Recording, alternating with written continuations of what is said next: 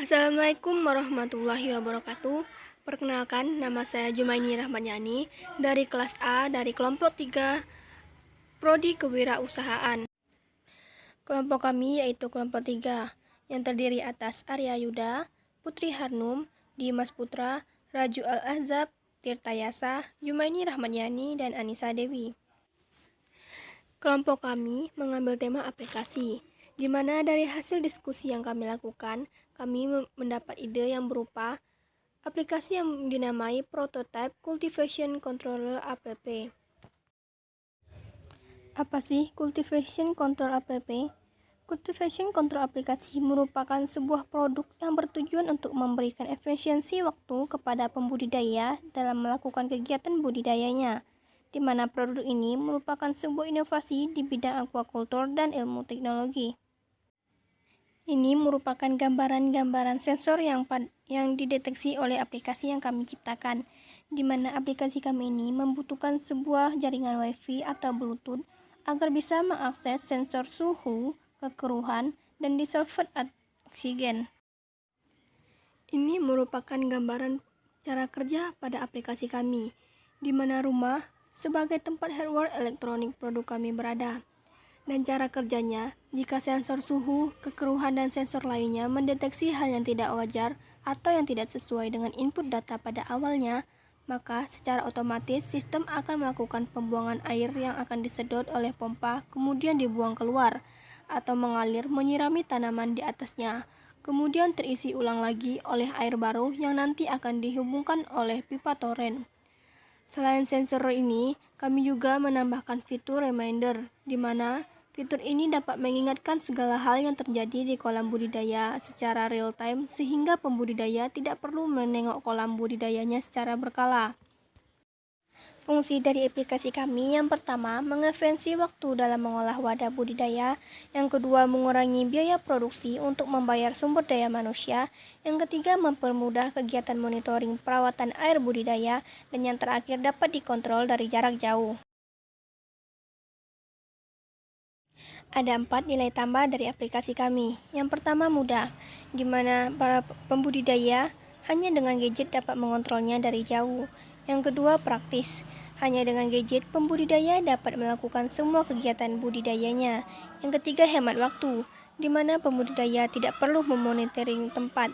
Yang keempat, murah, di mana pembudidaya tidak perlu memiliki banyak pekerja untuk membantu merawat kolamnya.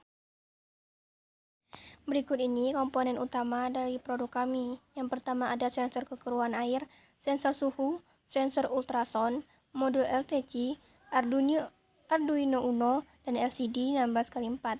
Berikut ini adalah analisis konsumen pada produk kami.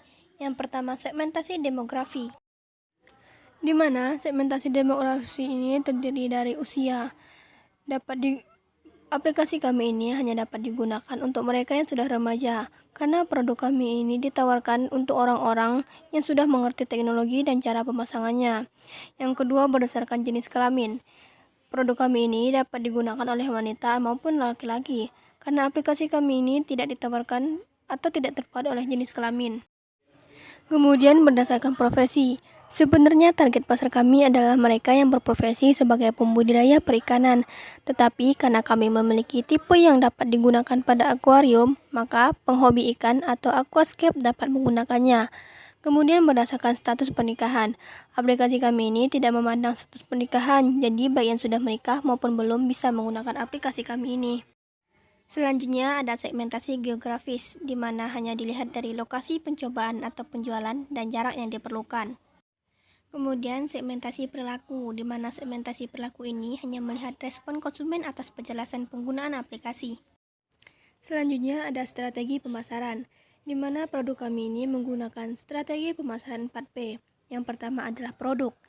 Dalam bisnis, produk adalah barang atau jasa yang dapat dijual belikan. Sedangkan dalam marketing, produk adalah apapun yang bisa ditawarkan ke sebuah pasar dan bisa memuaskan sebuah keinginan atau kebutuhan. Tanpa sebuah produk, kita tidak memiliki harga, promosi, atau tempat. Sehingga dapat kita artikan bahwa produk adalah 4 elemen yang paling penting di antara 4P. Selanjutnya ada price atau harga, di mana harga adalah suatu nilai tukar yang bisa disamakan dengan uang atau barang lainnya untuk memanfaatkan yang diperoleh dari suatu barang atau jasa bagi seseorang atau sekelompok pada waktu tertentu dan tempat tertentu. Istilah harga digunakan untuk memberikan nilai finansial pada suatu produk, barang, atau jasa. Keputusan pembuatan harga perlu dipertimbangkan seperti biaya perawatan sistem, biaya dasar pembuatan, biaya riset teknologi, biaya pengembangan produk, dan biaya jasa pembuatan.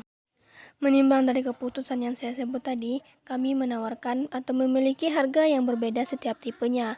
Fitur yang tersedia pun sesuai dengan harga yang kami tawarkan. Semakin tinggi harga yang kami tawarkan, maka akan semakin banyak pula fitur yang akan tersedia. Selanjutnya, promosi. Dalam dunia pemasaran, promosi adalah suatu kegiatan yang dilakukan agar bisa meningkatkan perkembangan sesuatu, baik itu merek, produk, ataupun perusahaan itu sendiri.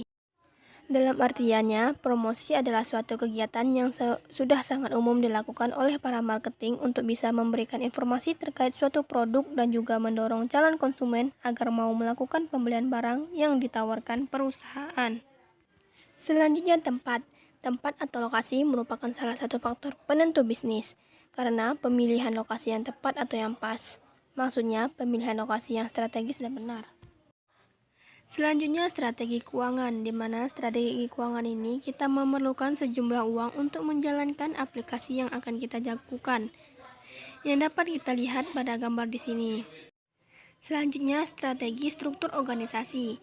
Struktur organisasi kami yang pertama ada ketua, kemudian ada penanggung jawab 1 dan penanggung jawab 2, di mana penanggung jawab 1 ini mengkoordinasi produksi dan mengkoordinasi pemasaran, sedangkan penanggung jawab 2 mengkoordinasi keuangan. Yang terakhir adalah branding, di mana pemberian nama Cultivation Controller app ini berdasarkan fungsi dan hakikat dari produk yang kami buat ini, di mana aplikasi ini mengontrol sebuah budidaya perikanan dengan pencampuran penggunaan sistem aquaponik pada perikanan yang memiliki nilai Sustainable Development Goals pada beberapa aspek. Inilah presentasi yang bisa saya sampaikan, kurang lebihnya saya mohon maaf. Wassalamualaikum warahmatullahi wabarakatuh.